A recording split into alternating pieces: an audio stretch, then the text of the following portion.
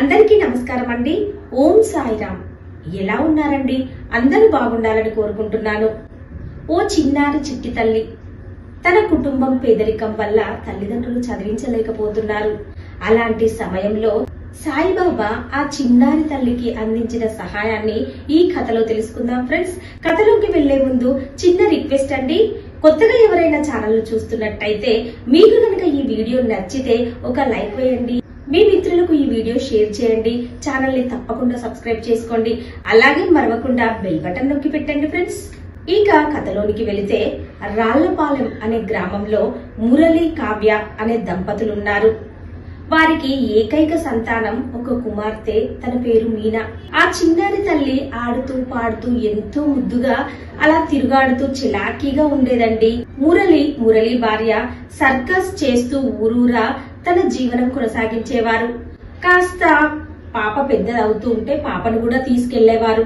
Circus లో పాప చేసే విన్యాసాలు చూస్తే ప్రజలు ఎక్కువగా డబ్బులు వేసేవారండి.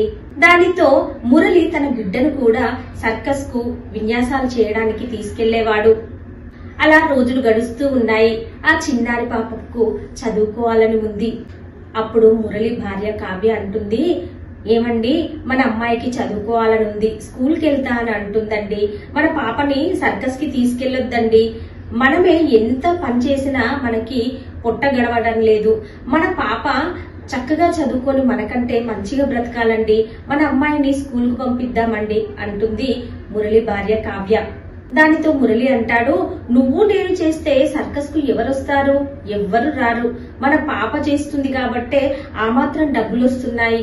ఈ మాత్రం 4 మెతుకులు మనం కడుపులో వేసుకుంటున్నామమ్మా.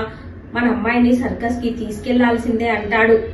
ఇలా కావ్య మురళి మాట్లాడుకుంటుంటే ఆ ఊరిలో ఉన్న ఒక ఫకీరు భిక్షాటనకై మురళి ఇంటి ముందు వస్తాడు. అమ్మా, ఎవరైనా ఉన్నారా? ఏమైనా ఉంటే పెట్టండి అమ్మా అంటాడు. ఇంతలో ఆ మాట విన్న మురళి బయటికి వస్తాడు. ఏమయ్యా, ఇంత గడ్డం పెంచుకొని తలబాగా కట్టుకుంటే అందరూ సాయిబాబాలు అయిపోతారా? తెల్లారితే ఈ భిక్షాటన ఏందయ్యా? ఏమీ లేదు, వెళ్ళిరా అంటాడు మురళి చాలా కోపంగా. పర్వాలేదు నాయన, కోపగించుకోకు, ఓం సాయిరామ్ అంటూ బాబా గారు వెళ్లిపోబోతుంటారు. ఇంతలో మీనా చిన్న ప్లేట్ లో అన్నము కూర తీసుకొని చకచకా నడుచుకుంటూ వస్తుంటుంది. బాబాగారు ఇదిగోండి, తీసుకోండి అన్నం అంటుంది. ఆ పాప ఇచ్చిన అన్నాన్ని కూరని తన గిన్నెలో వేసుకుని తన జోలలో పెట్టుకుంటాడు. అమ్మా, నువ్వు అనుకున్న కోరిక నెరవేరుతుంది తల్లి, చిట్టి తల్లి అంటూ ఓం సాయిరామ్ అంటూ ఆశీర్వదించి వెళ్లిపోతాడు. ఇక మర్నాడు మీనా ఆరుబయట కూర్చొని పలక పట్టుకొని ఏదో రాసుకుంటూ ఉంటుంది. అప్పుడు తల్లి వచ్చి, అమ్మా, మనం సర్కస్ కి వెళ్ళాలి కదమ్మా, బయలుదేరదాము, తయారవ్వు తల్లి అంటుంది. అమ్మా, నేను చదువుకోవాలి, నాకు చదువుకోవాలని ఉంది, నాకు ఫ్రీ సీటు కూడా వచ్చిందమ్మా, నేను బడికి వెళ్తాను, నేను సర్కస్ కు రానమ్మా అంటుంది. అది విన్న మురళి బయటికి వచ్చి, తల్లి, నీకు కావలసిన సీట్ ఇచ్చారు గాని కావలసిన పుస్తకాలు ఎవరిస్తారు, పెన్నులు ఎవరిస్తారు తల్లి? నీకు కావలసినవన్నీ నేను కొనించలేనమ్మా. ఇవన్నీ కొనుక్కోవాలంటే మనం సర్కస్ కి వెళ్ళాలి. సర్కస్ లో నువ్వు విన్యాసాలు చక్కగా చేయాలి, అప్పుడే డబ్బులు వస్తాయి తల్లి అంటాడు మురళి. అది విన్న చిన్నారి మీనమ్మ మనసు లోపల బాధపడుతూ తండ్రితో పాటు సర్కస్ కి ప్రయాణం అవుతుంది. అలా ఆ రోజు వాళ్ళు సర్కస్ కు ఒక ఊరికి ప్రయాణం చేస్తారు. అలా వాళ్ళు వెళ్తూ ఉంటే వాళ్ళకి సర్కస్ చేయడానికి అనుకూలమైన ప్లేసు దొరకదండి. అలా ఎక్కడైతే అనుకూలమైన ప్లేస్ దొరుకుతుందో అక్కడి వరకు అలా నడుచుకుంటూ వెళ్తారు. చివరికి ఎలాగోలాగా ఒక 4 కూడల మధ్య ప్రదేశం కనబడుతుంది. అక్కడ 2 కర్రలు పాతి దానికి ఒక తాడు కట్టి మురళి ఆ పాపకు ఒక కర్రనిచ్చి ఆ తాడుపై నడవమంటూ ఉంటాడు. ఆ విన్యాసం చూసిన ప్రజలు కొద్ది కొద్దిగా అక్కడికి వస్తూ ఉంటారు. అప్పుడు మురళి అంటూ ఉంటాడు, చిన్నారి చేసే విన్యాసాలు చూడండి, ఆ చిట్టి తల్లి పొద్దున్నుంచి సాయంత్రం వరకు అలా నడుస్తూనే విన్యాసాలు చేస్తుందండి. కరుణించి ఆ చిట్టి తల్లి పొట్టకి ఒక పెద్ద నోటు వెయ్యండి అంటూ మురళి అలా చెప్తూనే ఉంటాడు. కావ్య ఆ డోలు పట్టుకొని కొడుతూ ఉంటుంది. ఆ చిట్టి తల్లి ఆ పొద్దున్నుంచి సాయంత్రం వరకు ఆ తాడు మీద కర్ర పట్టుకొని అలా నడుస్తూనే ఉంటుందండి. ఎవరు కొంతమంది డబ్బులు వేస్తారు, కొంతమంది డబ్బులు వేయరు. కాకపోతే ఆ చిన్నారి చేసే విన్యాసాన్ని చూసి అందరూ చక్కగా ఆనందిస్తూ ఉంటారు. ఇక రాత్రి వేళ అయ్యింది. ఇక వాళ్ళ సర్కస్ విన్యాసం ముగించుకొని ఇంటికి తిరిగి బయలుదేరి వస్తారు.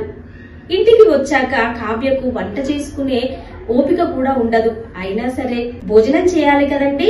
ఇక తను కావ్య ఓపిక తెచ్చుకొని తన కుటుంబానికి వంట చేసి భోజనం పాపకు తినిపిస్తుంది.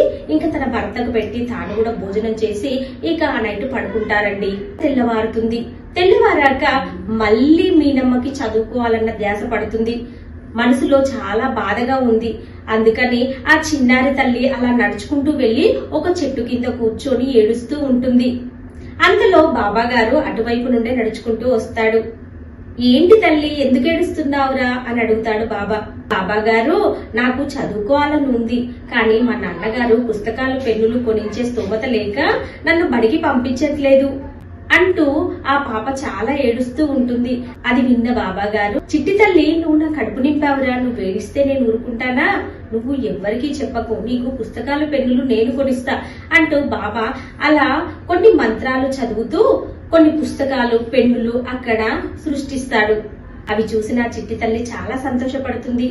ఇంతలో మురళి తన పాపను వెతుక్కుంటూ ఆ చెట్టు దగ్గరికి వస్తాడు. ఫకీర్ గారు, ఇక్కడికి కూడా వచ్చారా? మీరు మమ్మల్ని వదిలేలా లేరు అనుకుంటూ మనసులో అనుకుంటాడు మురళి. చిట్టి తల్లి, మనము సర్కస్ కి వెళ్ళాలి కదా అని బిడ్డను తనతో పాటు సర్కస్ చేయడానికి తీసుకెళ్లిపోతాడు మురళి. ఇక అలా కొన్ని రోజులు ఆ పాప మనసులో చదువుకోవాలని ఉన్నా తండ్రి మాటను కాదనలేక ఆ అమ్మాయి అలా సర్కస్ విన్యాసం చేస్తూ ఉంటుంది. ఒకరోజు సర్కస్ ముగించుకుని ఇంటికొచ్చి భోజనం చేసి పడుకున్నాక మురళికి అర్ధరాత్రి అయ్యాక దగ్గు ప్రారంభమైతుంది. ఈ చిట్టి తల్లి ఏదో చిన్న పుస్తకం పట్టుకొని అలా ఏదో అక్షరాలు చదువుకుంటూ ఉంటుంది. ఆ సమయంలో అలా మురళి దగ్గుతూ ఉంటే ఆ చిట్టి తల్లికి భయమేస్తుంది. ఇంతలో కావ్య కూడా లేచి ఏమైందండి ఏమైందండి అని అడుగుతుంది. ఆ దగ్గు కంటిన్యూస్ గా అలా దగ్గుతూనే ఉంటాడు మురళి. దానితో ఆ తల్లి ఆ పిల్ల చాలా ఏడుస్తారు. వెంటనే కావ్య, చిన్నారి మీనమ్మ, నువ్వు పక్కనే డాక్టర్ ఉన్నాడు కదా, ఆ డాక్టర్ అంకుల్ దగ్గరికి వెళ్లి ఏమైనా టాబ్లెట్లుంటే అడిగి తీసుకురా తల్లి అని చెప్తుంది. దానితో ఆ చిన్నారి డాక్టర్ వద్దకి వెళ్తుంది. కానీ తలుపు వేసి ఉంటుందండి. ఆ తలుపును కొడుతూ ఉంటుంది. అయినా ఎవ్వరూ తలుపు తీయరు. ఇక ఏమీ చేయలేక ఆ చిన్నారి మీనమ్మ ఇంటికి వచ్చి, డాక్టర్ గారు లేరమ్మా, తలుపు కొట్టినా ఎవ్వరు తెరవట్లేదు అంటుంది. మురళి దగ్గు మాత్రం అలా వస్తూనే ఉంది. ఇక ఆ తల్లి పిల్ల ఎంతో బాధపడుతూ సాయిరాం సాయిరాం అని ప్రార్థన చేసుకుంటూ ఉంటారు. ఇంతలో ఫకీరు అక్కడికి రానే వస్తారు. ఏమైందమ్మా చిన్నారి మీనమ్మ అని అడుగుతాడు. బాబా గారు, మా నాన్నగారికి దగ్గు చాలా సేపటి నుంచి అలా దగ్గుతూనే ఉన్నారు. మాకు మా నాన్నగారు తప్ప ఎవరూ లేరు. మా నాన్నగారికి ఏమన్నా అయితే మేము అనాథలమైతాం బాబా గారు. మా నాన్నగారికి ఎలాగో అలాగా చేసి దగ్గు తగ్గించండి అని ఆ మీనమ్మ అడుగుతుంది. దానితో బాబా గారు ఆ మురళి ఛాతిపై చెయ్యి పెట్టి ఏదో కొన్ని మంత్రాలు చదువుతూ ఉంటారు. మురళి దగ్గుతూ ఉన్నప్పుడు మురళి నోట్లో నుంచి ఏదో నల్లని మసిలాంటి గాలి బయటికి వస్తుంది. అది బాబా శరీరంలో కలుస్తుంది. కొంత సమయం కాగానే మురళి దగ్గు తగ్గుతుంది. కానీ బాబా గారు దగ్గడం ప్రారంభమవుతుంది. దానితో మురళికి అర్థమవుతుంది, ఇన్ని రోజులు మన ఇంటికి వచ్చి భిక్షం అడుక్కున్నది సాక్షాత్తు ఆ సాయిబాబా, ఆ భగవంతుడు.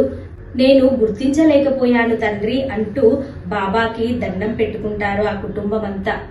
అప్పుడు సాయిబాబా సాయిరాం అనుకుంటూ అలా నవ్వుతూ వెళ్లిపోతాడు. ఇక తెల్లవారి మురళి తన అభిప్రాయాన్ని మార్చుకుంటాడు. నా చిట్టి తల్లిని నేను చదివించుకుంటాను, నేను ఎంత కష్టపడైనా డబ్బులు సంపాదించి నా తల్లిని మంచి విద్యావంతురాలని చేస్తానని అనుకుని ఇక ఆ అమ్మాయిని, ఆ చిన్నారిని బడికి పంపించడం ప్రారంభిస్తాడు. చక్కగా మీనమ్మ చదువుకొని అలా వృద్ధిలోకి వస్తుంది. ఆ కుటుంబము బాబా దయ వల్ల ఎంతో సంతోషంగా ఉంటారండి. సాయి సాయి అన్నా చాలు, ఆ బాబా ఎప్పుడు మన చుట్టూనే తిరుగుతూ ఉంటాడు. మనల్ని ఒక రక్షణ కవచంలా కాపాడుతూ ఉంటాడండి. ఓం సాయిరామ్. ఓకే ఫ్రెండ్స్, మీకు కనుక ఈ కథ నచ్చితే ఒక లైక్ వేయండి, షేర్ చేయండి, ఛానల్ ని తప్పకుండా సబ్స్క్రైబ్ చేసుకోండి. అలాగే మరవకుండా బెల్ బటన్ నొక్కి పెట్టండి ఫ్రెండ్స్. అప్పుడే నేను చేసే ప్రతి లేటెస్ట్ వీడియో మీ మొబైల్ కి నోటిఫికేషన్ రూపంలో వస్తుంది. ఉంటానండి. Thank you for watching.